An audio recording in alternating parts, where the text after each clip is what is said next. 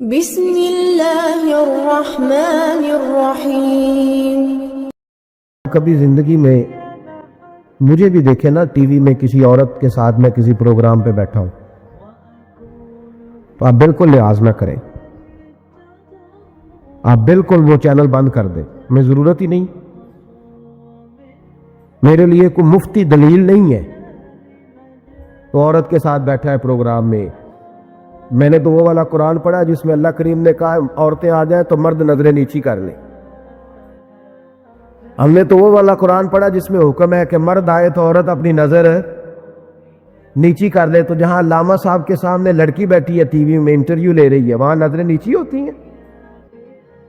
کہاں سے فتویٰ آیا؟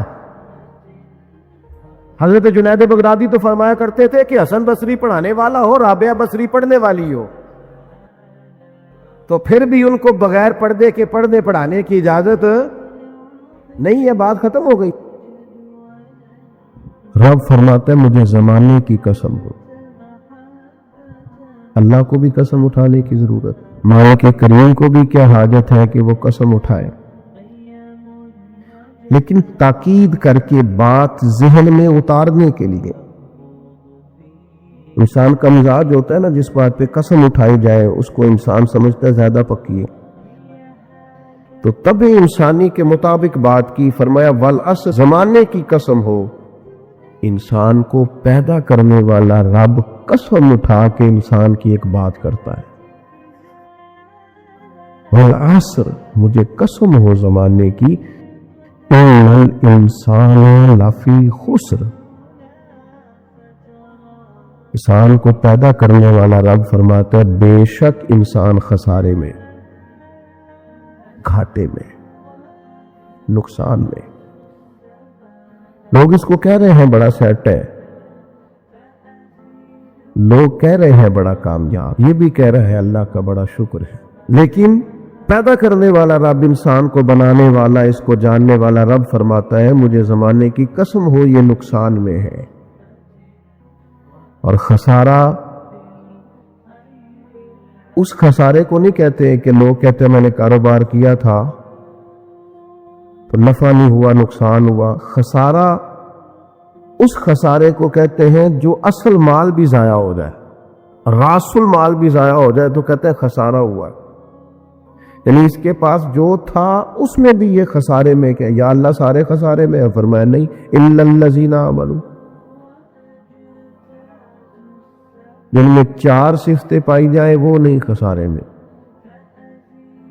ان میں پہلی صفت یہ ہے کہ الا الذین آمنوا، بے شک وہ لوگ جو ایمان لائے، مگر وہ لوگ جو ایمان لے آئے، جن کا ایمان مضبوط ہو، جن کا عقیدہ ہو کہ اللہ ہمارا رب ہے، وہی پیدا کرنے والا ہے، وہی رزق دینے والا ہے، اسی کی تقدیر کا غلبہ ہے، اب کریم ذرے ذرے کو جانتا ہے، اللہ تعالیٰ نے جس حال میں رکھا ہے یہی حال میرے لیے بہتر ہے۔ انسان محنت پوری کرے، نتیجہ اپنے رب پہ چھوڑ دے، اسباب سارے جمع کرے، بھروسہ اپنے اللہ تعالیٰ پہ کرے، عقائد کے لحاظ سے پختہ،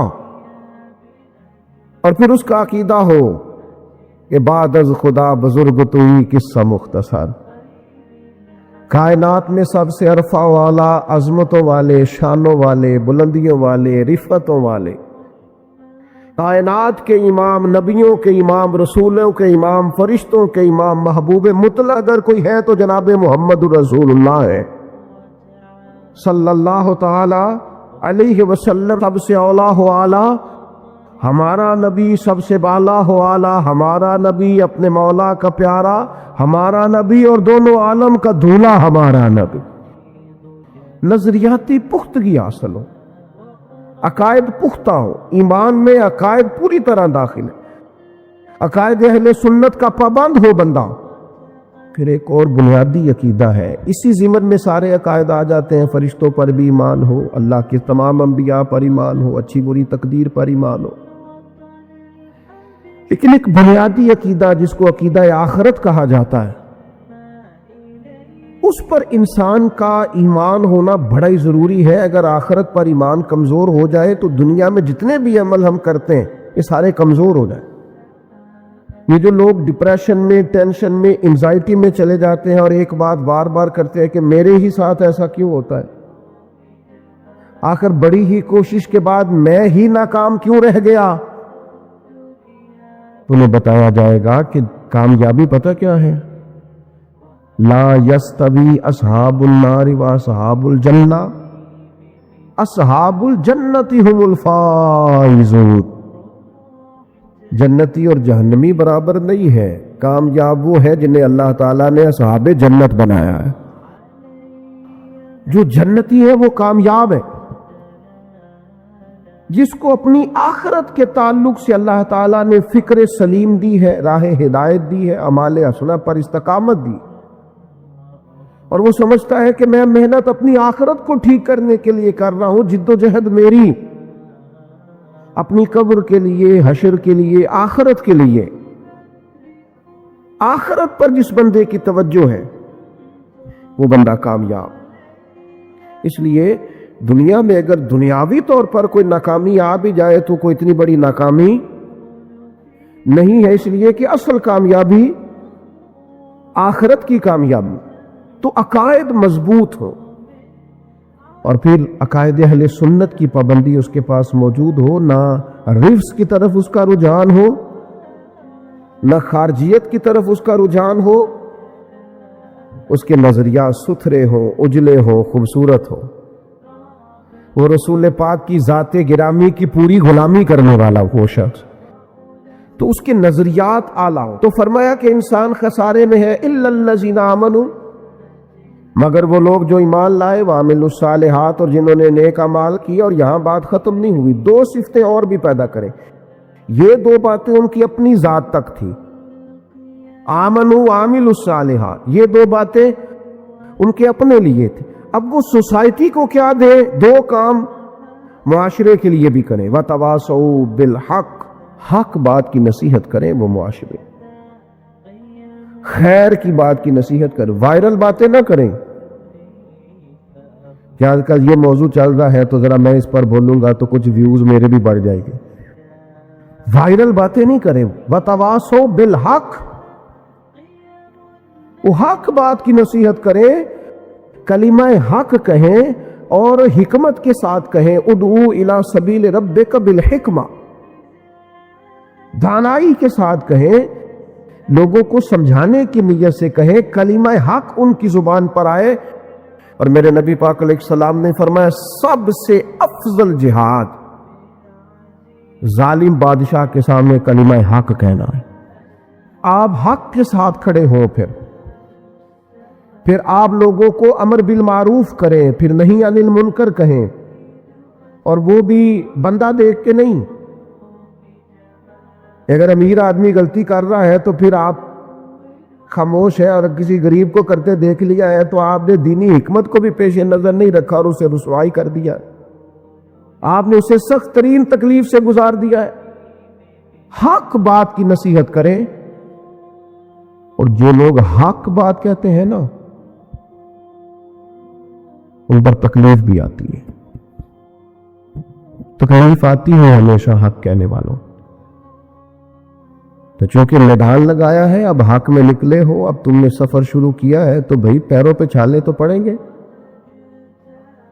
سفر کرو گے تو تھکاوٹ تو ہوگی، کوئی رستہ طے کرو گے تو گرد تو پڑے گی، اگر کسی سمت تیز دوڑو گے تو مخالف سمت سے ہوا تو تیز آئے گی۔ اب وہاں گھبرانا نہیں، کمزور نہیں پڑنا، تھکی باتیں نہیں کرنی۔ اب ایسا نہ ہو کہ تم نے معذرت خواہانہ رویہ اختیار کیا، وتواصوا بالحق وتواصوا بالصبر، وہ حق بات کی وصیت کرتے ہیں اور ایک دوسرے کو صبر کی تلقین کرتے ہیں۔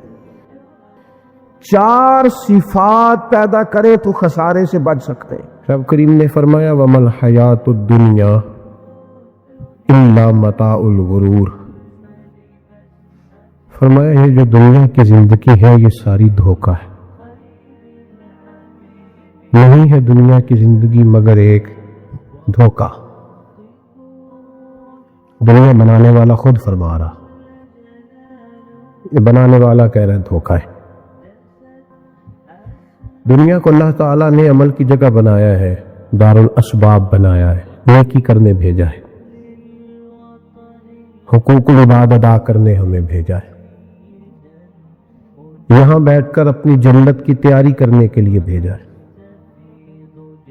دوزخ کی آگ کو ٹھنڈا کرنے کے لیے بھیجا ہے۔ یہ جو مزاج امت مسلمہ نے اپنایا ہے کہ دنیا جمع کرنا، دولت اکٹھی کرنا، اپنی زندگی کی دوڑ پیسوں سے شروع کرنا اور پیسوں پہ ختم کرنا، اس کو پسند نہیں کیا نہ اللہ نے نہ اللہ کے رسول صلی اللہ علیہ وسلم۔ رزق حلال کمانے کو عبادت کہا، لیکن مقصود رزق حلال نہیں، مقصود اللہ کی ذات ہے،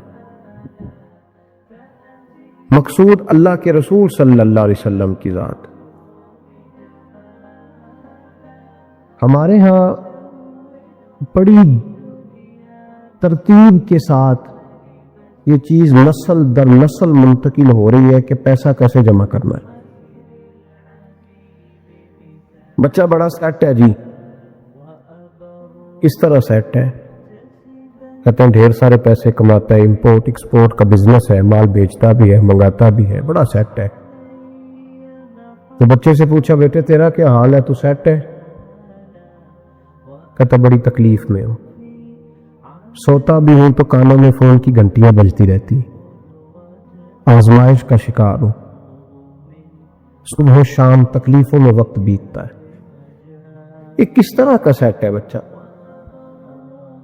ہماری منصوبہ بندی ہوتی ہے کہ بچے کو ایسی جگہ لگانا ہے جہاں سے وہ جھاڑو کے ساتھ پیسے اکٹھے کر سکے۔ کیسے وہ سیٹ ہوگا؟ کس طرح کر کے نظام چلے گا؟ رزق حلال کمانے کو حضور صلی اللہ علیہ وسلم نے عبادت کا درجہ دیا ہے۔ نبی پاک صلی اللہ علیہ وسلم نے حقوق العباد ادا کرنے کو بھی اللہ کے قرب کا ذریعہ بنایا ہے، اور میں نے عرض کی کہ یہ تو صرف منزل نہیں ہے، یہ تو راستہ ہے، یہ تو سفر ہے۔ جو لوگ سفر کوئی منزل بنا لیتے ہیں وہ نادان ہوتے ہیں۔ نبی کریم سید عالم صلی اللہ علیہ وسلم کی خدمت میں عرض کیا گیا کہ یا رسول اللہ صلی اللہ علیہ وسلم، کچھ لوگ کہتے ہیں ہم شادی نہیں کریں گے، گھر نہیں بسائیں گے، بچے نہیں پیدا کریں گے، ہم صرف عبادت کریں گے، دن کو روزہ رکھیں گے، رات کو نفل پڑھیں گے، کوئی نکاح نہیں کریں گے، کچھ نہیں کریں گے۔ تو نبی پاک صلی اللہ علیہ وسلم نے فرمایا ان سے کہو کہ تمہارے لیے بہترین زندگی وہ ہے جو میں نے تمہارے سامنے گزاری ہے۔ میں آرام بھی کرتا ہوں، نکاح بھی کرتا ہوں، عورتوں کا حق بھی ادا کرتا ہوں، میں اپنے بچوں کی دیکھ بھال بھی کرتا ہوں۔ فرمایا تم پر تمہارے خدا کا اگر حق ہے تو تمہارے نفس کا بھی تم پر حق ہے، تمہاری آنکھ کا بھی حق ہے، وہ آرام کرنا چاہتی۔ یہ ساری ترتیب ہمیں نبی پاک صلی اللہ علیہ وسلم نے دی، لیکن ہمیں فرمایا کہ مقصود تمہارا خدا ہے، مقصود تمہارے رب کی رضا ہے، تمہارے نبی پاک علیہ السلام کی غلامی تمہاری منزل ہے۔ اتنا لمبا چوڑا معاملہ جو فقط دنیا کا ہم نے بنا لیا ہے، اور پھر اس دنیا سے جو محبت ہے نا، وہ بیس جو ہے وہ دولت کی محبت ہے، رشتے دولت کے، ناطے دولت کے، تعلقات دولت کے، اسلام دعا دولت کی۔ میرے محبوب علیہ الصلوۃ والسلام نے فرمایا حب الدنیا رأست الکل خطیئہ، یہ جو دنیا کی محبت ہے نا، یہ ہر گناہ کی جڑ ہے۔ جب انسان دنیا کی دولت سے پیار کرنے لگ جاتا ہے، پھر وہ قتل بھی کرتا ہے، پھر وہ ظلم بھی کرتا ہے، پھر وہ زیادتی بھی کرتا ہے، پھر وہ حرام بھی کھاتا ہے، پھر وہ یتیم کو بھی لوٹتا ہے، پھر بیوہ کا مال کھانا بھی اسے پریشان نہیں کرتا، پھر کروڑوں روپیہ ہضم کر لیتا ہے، لکڑ پتھر ہر چیز اس کو ہضم ہونے لگتی ہے۔ اصل بات یہ ہے کہ اسے محبت دنیا کی دولت سے ہو گئی ہے۔ ایک بزرگ کے پاس ایک نوجوان آیا، اس نے کہا حضرت جی میرا نماز میں دل نہیں لگتا۔ تو بزرگ فرمانے لگے تیرا مسئلہ اصل یہ نہیں، تیرا مسئلہ اور ہے۔ میں کہا حضور سمجھا دیں، تو وہ فرمانے لگے کچھ بندے ایسے ہیں جو تمہیں ٹیلی فون کرتے ہیں اور تم ان کا فون نہیں اٹھاتے، اور کچھ ایسے ہیں جن کو تم دن میں خود 3 دفعہ فون کر کے حال پوچھتے ہو۔ حضور کیا مطلب؟ فرمانے لگے جس سے پیار نہیں نا، اس سے اظہار بیزاری ہے تو اس کا فون بجتا رہے تو کہتے ہیں میں تھا نہیں، میں موجود نہیں تھا، فون چارجنگ پہ تھا، گھر چھوڑ گیا تھا، بہانہ ہے۔ اور جس سے محبت ہے اس کو ٹیلی فون کر کے کہتے ہیں آپ پریشان تو نہیں ہوتے؟ بس میرا سلام لینے کو دل کر رہا تھا۔ فرمانے لگے کہ تیرا اصل مسئلہ یہ ہے کہ تو نے محبت نہیں کی اللہ رسول سے۔ اگر تیرا خدا رسول سے پیار ہوتا تو یہ جملہ کیسے آتا کہ نماز کو دل نہیں کرتا؟ پھر تو تیرا تہجد کو بھی دل کرتا، پھر تو تیرا ہر وقت قرآن پاک سینے سے چمٹائے رکھنے کو دل کرتا ہے، اس لیے کہ تیرا مقصود اللہ کی ذات ہوتی۔ کیونکہ مقصود دنیا داری ہے، مقصود دولت بنا لیا معاذ اللہ، مقصود ایک رنگ بنا لیا ہے، اس کا نقصان قوم اٹھا رہی ہے۔ نقصان رشتوں میں، نعتوں میں حسن نہیں رہا، پیار نہیں رہا، ترتیب نہیں رہی۔ ایک ناروے سے دوست نے فون کیا، مجھے کہنے لگے آپ بڑی تقریریں کرتے ہیں، کوئی ہمارے حق میں بھی کر دو۔ تو میں نے کہا کہ آپ کو کیا ہے؟ کہنے لگے آپ پردیسیوں کی مجبوریاں نہیں سمجھتے۔ میں نے کہا کیا ہوا؟ کہنے لگے حضرت جی شکوہ ہے کہ ہمارے اپنے ہمیں جب بھی فون کرتے ہیں وہ یہ نہیں پوچھتے کہ شام کا کھانا کھایا ہے کہ نہیں کھایا، وہ کہتے ہیں شادی آ گئی ہے تو جلدی کرو، پیسے بھیج دو، فٹافٹ کرو۔ کہتے ہیں کبھی کسی نے ہم سے ہمارا حال ہی نہیں پوچھا، کبھی کسی نے یہ غور ہی نہیں کیا کہ وہ پردیس میں گیا ہے، اور انشاءاللہ پردیسی کوئی بھی نہ تھی وے ککھ جنا تو پارے تاڑی مار اڑانا باہو اسی آپ ہی اڈن ہارے۔ تو تیار بیٹھے ہیں، حال ہی کوئی نہیں پردیس میں۔ یہاں حال یہ ہے کہ جو فون کرتا ہے، ایک بزرگ کہنے لگے کہ 22-23 سال دیے ہیں پردیس کو، تو اپنی ہی بیوی کو فون کیا ہے کہ اب نہیں ہوتا، گھٹنوں میں درد رہتا ہے، کمر کمزور ہو گئی ہے، اب میرا دل کرتا ہے کھا رہا ہوں، اور میں اپنے گھر میں بیٹھ کے بچوں کے بیچ بیٹھ کے روٹی کھاؤں۔ اعصاب کمزور ہو گئے، دل کی دھڑکن تیز رہتی، پتہ نہیں کب وقت آ جائے۔ تو کہتے ہیں میری بیوی جسے میرے دکھ سکھ کا ساتھی ہونا چاہیے، وہ کہتی ہے چلے 3-4 سال اور لگا لیں پھر آ جانا۔ او بھائی کیا اس شخص کے ساتھ کیا تعلق ہے؟ اس کا بھائی اسے فون کرتا ہے تو کہتا ہے میں پیسے دے دوں گا، جب آؤ نا تو ایک موبائل ضرور لے آنا۔ اس کو لوگ فون کرتے ہیں، رابطہ کرتے ہیں کہ جناب وہ ایک چھوٹی سی چیز، وہ میں پیسے دے دوں گا، تو پیسے دینے ہیں تو یہاں سے کون سی چیز نہیں ملتی؟ صرف فرمائشیں، لوگوں کے ساتھ تعلق صرف جیب کا، رشتہ صرف جو ہے وہ تعلق صرف اس چیز کا کہ وہ آدمی ایک ATM مشین ہے تو فٹافٹ کارڈ ڈالو تاکہ آپ کے حصے کے پیسے نکل آئیں۔ یہ مزاج اس نے نقصان کیا ہے، دراڑیں پڑ گئی ہیں، حالات بگڑ گئے ہیں۔ میرے نبی کریم سید عالم صلی اللہ تعالی علیہ وسلم نے رشتوں کو جو وقار دیا، امام غزالی رحمۃ اللہ تعالی علیہ نے لکھا ہے مکاشفۃ القلوب میں، فرماتے ہیں کچھ لوگ قیامت کے قریب آئیں گے جن کے نبی پاک صلی اللہ علیہ وسلم نے نشاندہی کی ہے، ان کے پاس کوئی شخص نہ بیٹھے ورنہ اس کا دل کالا ہو جائے گا۔ کہا حضور وہ کون سے؟ تو فرمانے لگے نبی پاک نے کچھ لوگ بتائے ہیں، ان کے پاس نہیں بیٹھنا۔ کون سے؟ مصطفیٰ کریم نے فرمایا یحبون الدنیا وینسون الآخرہ، جو دنیا کو سے پیار کرنے لگے اور آخرت کو بھول جائیں۔ امام صاحب فرماتے ہیں ان سے دور رہنا، دل کالا ہو جائے گا۔ یحبون المال وینسون الحساب، وہ جو نبی پاک نے فرمایا نا کچھ لوگ آئیں گے جو مال سے تو پیار کریں گے پر اس کے حساب کو بھول جائیں گے، ان سے بچنا۔ فرمایا یحبون القصور وینسون المقبرہ، جو مکانوں سے تو پیار کریں گے پر اپنی قبروں کو بھول جائیں گے۔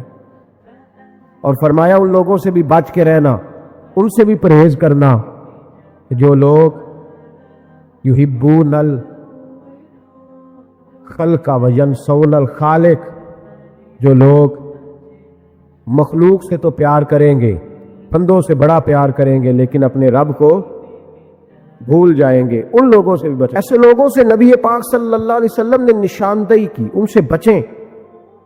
تعلقات میں خلوص ہوتا ہے، جب کوئی آپ کی غربت سے پیار کرتا ہے تو وہ آپ کا اصل دوست ہوتا ہے، جب وہ آپ کی تنہائیوں سے آزمائشوں سے پیار کرتا ہے تو اس کا آپ کے ساتھ رشتہ خالص ہوتا ہے۔ جو آدمی دولت کو دیکھ کر پیار کرے اور دولت کو دیکھ کر آپ کے ساتھ وابستگی کا اظہار کرے تو اس شخص کا پیار سیدھا سیدھا میرے رسول پاک سید عالم صلی اللہ علیہ وسلم نے ہمیں استغنا کا حکم دیا ہے، بے نیازی کا۔ یہ دنیا داری میں الجھنا، دنیا کے بن کے جینا، دنیا کے ہو کے رہنا، آپ یقین کریں سارے رشتے، میں نے سعودی عرب میں پیر دیکھے، پیر مریدوں کی لسٹیں لے کے جاتے، ان کو ٹیلی فون ہوتا ہے، تمہارے پیر صاحب آ گئے، تم بھی پہنچ جاؤ، ٹھنڈی بوتلیں لے آنا آتی دفعہ، وہاں وزن اٹھایا نہیں جاتا واپسی پہ۔ ہمارے کئی سنگی ناراض ہو گئے، حضرت آپ آتے ہیں تو آپ بتاتے نہیں، تو میں کہتا ہوں یہاں بھی یہی کام کرنا ہے، ہم تو اپنے گناہوں کی معافی لینے آئے، تو ہم جس کام آئے ہمیں کرنے دو، کیوں الجھاتے ہو؟ وہاں جا کے بھی جہاں خالصتاً انسان کا رجوع اللہ کا وقت ہے، وہاں بھی وہی حالات پیدا ہو گئے، ہر طرف دنیا داری۔ اور یہ پیروں کی بات کرتا ہوں تو آپ بڑے مسکراتے ہیں، میں نے بڑے بڑے مفت خورے دیکھے ہیں، بڑے بڑے، تو یہ ہر طبقے میں ہوتے ہیں، ہر طبقے میں۔ ایک صاحب مجھے ایئرپورٹ پہ ملے، کہنے لگے جی کتنے دن رہا ہوں، ماشاءاللہ ایک دن بھی روٹی جیب سے نہیں کھائی۔ میں نے کہا بڑے کامیاب ہو کے آ رہے ہیں آپ، یہ تو بات باعث فخر ہے، جا کے کسی اخبار میں فوٹو چھپاؤ۔ کہنے لگے جی بڑے دوست، بڑے سنگی، بڑے بد، کوئی ادھر سے کوئی چیز لے کے آ رہا ہے ادھر سے، تو میں نے کہا یہ کوئی فخر والی بات ہے، کوئی بتانے والی بات ہے؟ تو اللہ کی بڑا ہے جی، یہ مفت خوری کا مزاج، اور توجہ رکھنا کہ اب اس سے مجھے کیا مل سکتا ہے، اور اگر کوئی نہیں لے کے آیا واپس گیا تو شکوہ کرنا، دیکھو چل کے آ گیا، اس کو خبر ہی نہیں کہ جاتے دفعہ چلو بندہ 6 بوتلیں لے جائے، کیا فرق پڑتا ہے؟ یہ کمزور ذہن ہے، یہ دنیا داری ہے، یہ نفس پرستی ہے، یہ پیسے کی غلامی ہے۔ میرے نبی پاک صلی اللہ علیہ وسلم نے فرمایا جو رب کے بندے ہوں گے ان کے قیامت کے دن چہرے چمک رہے ہوں گے۔ تو یا رسول اللہ صلی اللہ علیہ وسلم اس کے علاوہ بھی کچھ بندے ہیں؟ فرمایا لعن عبد الدنیا وعبد الدرہم، فرمایا کچھ دنیا کے بندے ہیں، کچھ درہم کے بندے ہیں، ترجمہ یوں کر لو کچھ ڈالروں کے بندے ہیں۔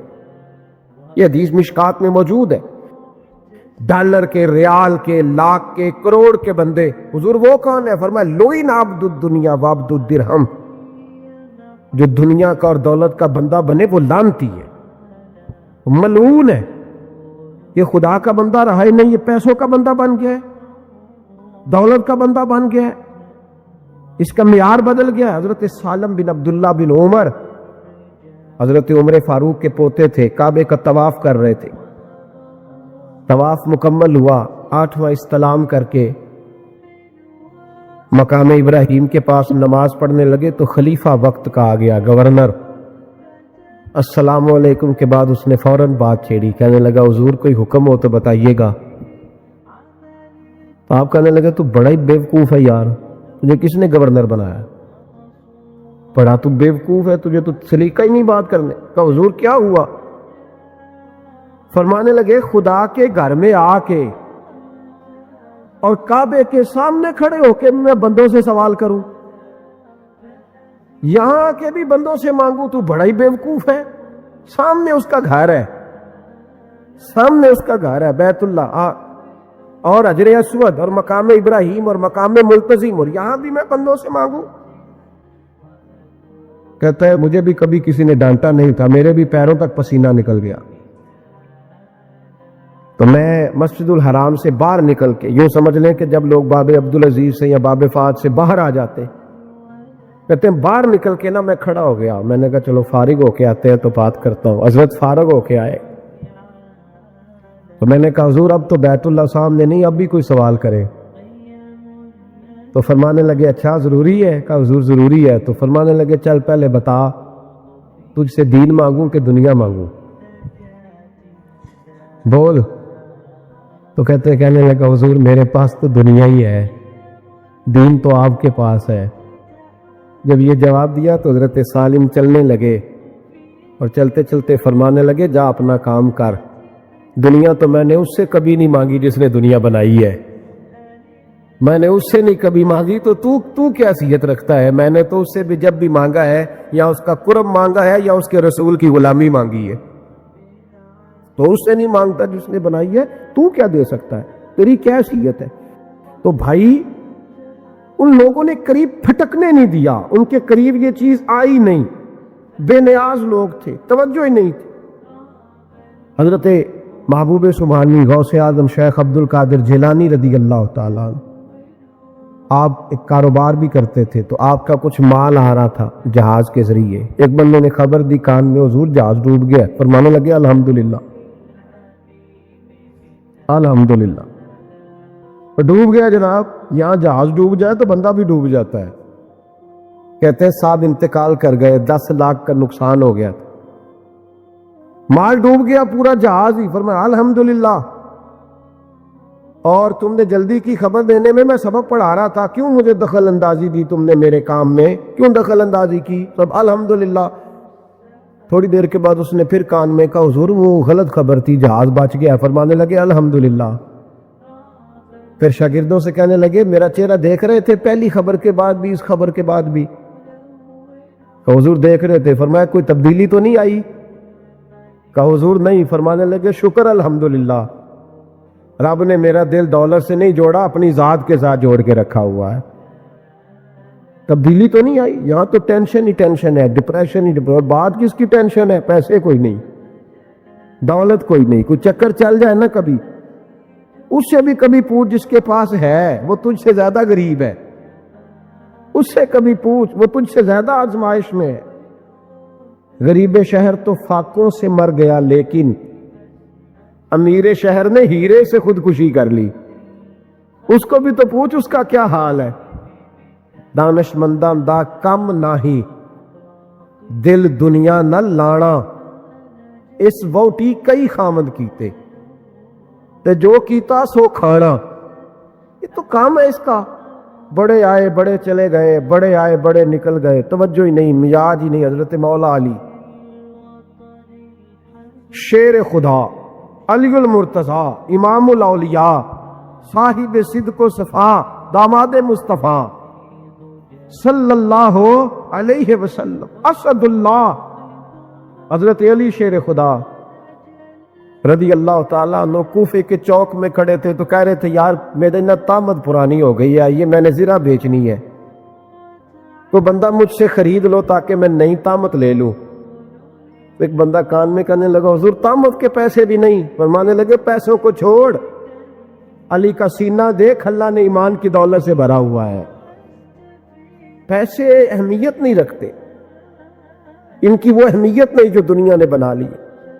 فرمایا ضرورت نہیں تھی، اب ذرا احساس ہوا ہے کہ زیادہ ہی پھٹ گیا ہے، پردہ نہیں صحیح طرح پورا کرتا، تو میں نے کہا چلو زرہ بیچ کے نیا لے لے۔ ضرورت نہیں، مزاج نہیں، طبیعت نہیں، انہوں نے ماحول نہیں بنایا۔ ہمارے تو حد ہو گئی، اتنا بری حالت ہے کہ ناقابل برداشت۔ حضرت عمر فاروق رضی اللہ تعالیٰ عنہ، صحابہ نے مسجد نبوی میں بیٹھ کے میٹنگ کی، عمر کی تنخواہ بڑی تھوڑی ہے مال غنیمت میں سے، اب تو عمر کے پوتے بھی ہیں، نواسے بھی ہیں، رشتہ داریاں بھی ہیں، تعلق بڑھ گئے ہیں، اور عمر فاروق بوڑھے بھی ہو گئے۔ میٹنگ ہوئی مسجد میں، اس طرح کریں کہ عمر کا کچھ تھوڑا سا نا مشاعرہ، کچھ تنخواہ، کچھ خدمت، کچھ وظیفہ بڑھا دے۔ بات طے ہو گئی، تو مکمل ہو گئی، تو کہنے لگے یہ بتاؤ شہر سے بات کس نے کرنی ہے؟ ادھر جائے گا کون؟ پہلے اس کا نام تو بتاؤ، وہاں جائے گا کون؟ تو انہوں نے کہا یہ تو ہم نے سوچا ہی نہیں، بات تو بڑی تگڑی ہے، عمر سے کون بات کرے گا؟ یہاں جتنا مرضی تگڑا پیر ہو، آپ نذرانہ لے کے جائیں، مسئلہ ہی کوئی نہیں. ابھی کسی کو کہنا پڑا ہے، کہتے ہیں جناب کون بات کرے گا؟ تو ایک صحابی کہنے لگے کہ حضرت عمر رضی اللہ تعالیٰ عنہ کی جو صاحبزادی ہے نا، حضرت حفصہ رضی اللہ تعالیٰ عنہ، وہ ام المومنین بھی ہیں، حضور علیہ السلام کی زوجہ ہے، مومنوں کی ماں ہے. ان سے کہتے ہیں، اور ان کے والد بھی ہیں. تو حضرت حفصہ سے کہا تو جناب حفصہ چل کے گئیں حضرت عمر کے پاس، جا کے کہا ابا جی ایک بات کرنی تھی. انہوں نے کہا بیٹے کرو. تو ان کو بھی پتا تھا نا جاہو جلال کا. کہنے لگے ابا جی مسجد نبوی میں صحابہ کی میٹنگ ہوئی ہے، ایک ہی محلے میں ایک ہی شہر میں لوگ رہتے ہیں تو ایک دوسروں کی خرچوں کا ضروریات کا پتہ ہے. کہتی ہے میں نے پس منظر سارا کر کے بات کی. میں نے کہا سب کو پتہ ہے کہ آپ کے خرچے بڑے بڑھ گئے ہیں، تو مجھے نا انہوں نے حضور کی زوجہ سمجھ کے، قابل احترام سمجھ کے میری ذمہ لگایا ہے کہ تھوڑے سے پیسے آپ کے بڑھانے ہیں. تو حضرت عمر فاروق رضی اللہ تعالیٰ عنہ کی صاحبزادی کہتے ہیں عمر کو اتنا جلال آیا کہ اٹھ کے کھڑے ہو گئے. کہنے لگے حفصہ ان لوگوں کے نام بتا، میں انہیں دروں سے ماروں گا اور اس طرح ماروں گا کہ ان کی کمر پہ نشان پڑے، ان کی کمروں پہ نشان پڑے. اس انداز میں درے ماروں گا کہ مجھے زخم نظر آئے. کہ ابا جی اتنا جلال کس بات کا، سادی سی بات ہے. تو سیدنا عمر فاروق رو پڑے، کہنے لگے سادی سی بات ہے، میرے لیے مسجد نبوی میں بیٹھ کر میٹنگ ہوتی رہی کہ عمر کو دولت دینی ہے. لوگوں نے یہ مجھے سمجھ لیا، مسجد نبوی میں بیٹھ کر میرے لیے یہ میٹنگ ہوتی رہی کہ عمر کو پیسے دینے ہیں، اس کو دولت کے ساتھ ہم نے نواز رہا. مسجد نبوی میں میرے لیے کس کو یہ جرت ہوئی؟ فرمایا حفصہ کاش کہ تو میرے پاس پیغام لے کے نہ آتی، کوئی اور آتا اور پھر میں اسے دروں سے مارتا. حضرت حفصہ کہتی ہے میں خاموش ہوئی تو میری طرف دیکھ کے فرمانے لگے بتا نا. تو نبی پاک کے گھر میں رہتی تھی، میرے مصطفیٰ کا طریقہ کیا تھا، کرنا بات اس طریقے پہ میرے ساتھ گفتگو کر. حضرت حفصہ کہتی میں رو پڑی. میں نے کہا ابا جی غلطی ہو گئی، آئندہ نہیں کروں گی. بھائی معیار بنایا ہوا تھا. آپ یقین کریں ہمارے تعلقات، آپ شادی پہ دیکھ لیں، جو غریب رشتہ دار ہے اسے کون بنانے جاتا ہے، لیکن ساری برادری کٹھی ہے اس کے دروازے پہ بیٹھی ہے، جس نے آنا ہے تو کچھ لے کے آنا ہے. ہر چیز دولت میں تلے گی، معیار ہی دولت بن گیا ہے، مقصود ہی دولت بن گیا ہے. اس پیسے نے، اس دنیا داری نے، دنیا دار پجاری زردے کتے اندھے گل ٹلی ہو، اتنا سخت رویہ لوگوں نے اپنا لیا، رشتوں کا تقدس نہیں رہا. ایک مجلس میں نے ایسا رنگ بھی دیکھا، ایک ایسا شخص جسے میں ذاتی طور پہ جانتا ہوں کہ عالم بھی ہے، پرہیزگار بھی ہے، نیک بھی ہے، وہ بھی بیٹھا تھا اور اس کے ساتھ ایک سیٹھ بھی بیٹھا تھا. لیکن جو لوگوں کا عقیدت کا رشتہ اس درویش کے ساتھ ہونا چاہیے تھا وہ سیٹھ کے ساتھ تھا. تو میں غور کر رہا تھا کہ یار قوم کا ذہن کس طرح کا ہو گیا. صرف اس کے ہاتھ میں پیسے، دولت مند ہے، اس آدمی کی درویشی بھی گئی، علم بھی گیا، تقوی بھی گیا، صرف پیسے نہیں ہے اس کے پاس تو وہ کونے میں لگا ہوا ہے اور اس سے لوگ بچ بچ کے سلام. اور میں کہا کرتا ہوں عقیدت کا پتہ چلتا ہی تب ہے جب اجتماع ہوتا ہے. سبحان اللہ و بحمدہ